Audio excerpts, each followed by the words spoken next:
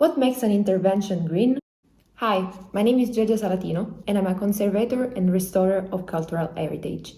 To pursue the goal of sustainability in conservation, we can distinguish two different kinds of approaches. The first one is a direct approach, which consists in choosing sustainable products or methods instead of the traditional one, which are often characterized by high toxicity and can affect in a negative way the environment and people's health.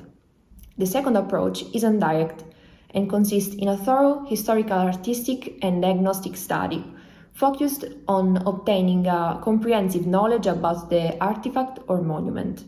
This purpose can only be achieved through the definition of the executive technique, through the characterization of the constituent materials, and through the analysis of alteration and degradation phenomena taking place on the surface of the object, which bring us to the definition of its conservative needs.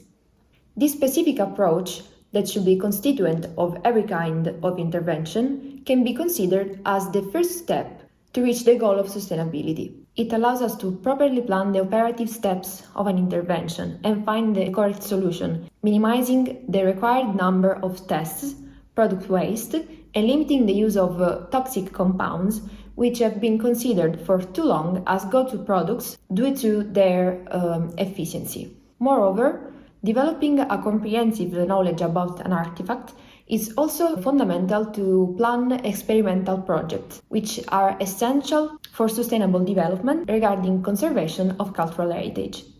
The studies performed on the Déesis of St. Annunziata's church represent a good example of how the analytical and scientific contribution offered by diagnostic investigation can affect for the best the methods of an intervention.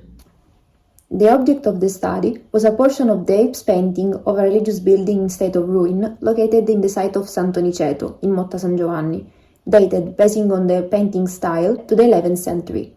In 1951, the building collapsed due to a flood, and as a consequence of that, the apse split in two parts that are still nowadays located among alluvial soil and debris.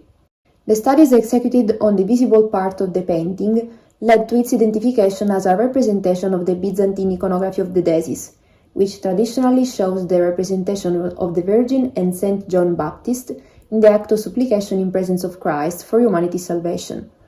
The portion of the painting object of this study is the only one fully visible in which have been recognized the figures of Mary and Christ. Considering the monument's precarious condition and the worsening of its conservation state, the intervention has taken on an emergency character, setting the goal of interrupting the processes of alteration and degradation in progress on the painting while intervening on the products of those already occurred, to keep its condition stable until a future and more complex architectural intervention. To reach this purpose, the constructive materials and the executive techniques of the painting have been investigated and identified through different diagnostic analyses. In particular, the plaster has been studied through scanning electron microscopy, combined with a qualitative and semi-quantitative WDS analysis. The study of the preparatory layers matrix showed the presence of lime lumps, which were characterized by consistent silica contents related to the merely nature of limestone used to produce the binder. For what concerns the pictorial film, the combination of laboratory and in situ analysis provided to define the executive technique of the painting. In particular, stereomicroscopic and SIM investigation were conducted to examine the cross-section of the sampled microfragments. These practices showed how in some areas of the painting, pigments were applied on dried plaster, with the addition of a binder that has been investigated through FTIR analysis. The resulting spectra corresponded to calcite and confirmed the use of calcium hydroxide as a binder media.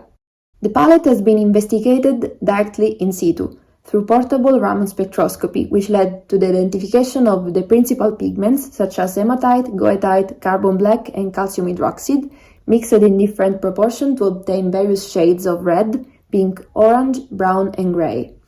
The FTIR spectroscopy, performed on some of the sampled microfragments, also allowed to identify deposits and overlapped substances that caused a significant loss of painting's legibility. In particular, the carbonatic origin of some incrustation and patinas was confirmed, and a dark brown film that covered part of the painting was identified as a layer of aged paraloid B72. applied during an undocumented intervention. This information allowed to properly plan the intervention strategy, finding the best products and methods to guarantee the painting's conservation and improve its legibility, with a minor impact on environment and operators' health due to the minimization of products tests and wastes. Moreover, the steps of an experimentation on sustainable compounds with biocide properties were defined. In conclusion, while the role of diagnostic investigation in the definition of the conservative needs of an artifact or monument is nowadays recognized, the potential role in sustainable reconversion of conservative intervention is yet underestimated and should be the object of a profound reflection to get every day closer to the goal of green conservation. Thanks for your attention.